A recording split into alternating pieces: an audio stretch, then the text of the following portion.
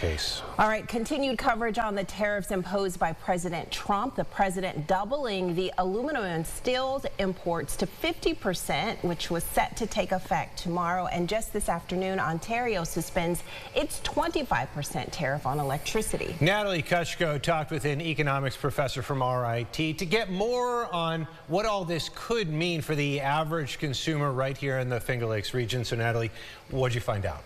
Yeah, so of course, as the stock market has only plunged in recent days, the changes to Trump's tariffs have increased concerns of a recession. The professor I heard from today before all of this says, even if we're not there just yet, those are reasonable concerns, and that, quote, across the board, American consumers, they are going to see prices rise on products of all kinds, namely on Canadian steel and aluminum imports. Those are going up from 25% to another 25%, as mentioned. The president has also repeated calls for Canada to absorb into the U.S. as a 51st state. When explaining the ongoing trade war to his classes, economics classes that is, at RIT, the professor I heard from says, first and foremost, it's about understanding what a tariff is, and even further, any American consumer, talking about it from an American perspective, who uses or consumes more generally these goods that are now subject to tariffs are going to see higher prices.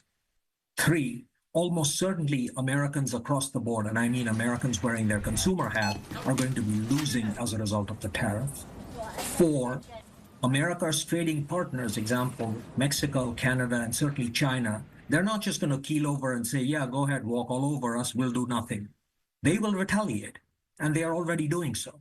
And when they retaliate, a tit-for-tat tariff trade war ultimately makes consumers in every impacted country worse off. No one really gains except for 1 or 2 sectors of the economy, and these are the sectors that compete with imports. So, of course, we'll have to wait and see what happens with this latest development from Canada. And again, that 50% hike is set to take effect tomorrow. Be sure to stay with us as we continue to follow these impacts in all different ways, both on air and online at rochesterfirst.com. Reporting in studio, Natalie Kuchko, News 8.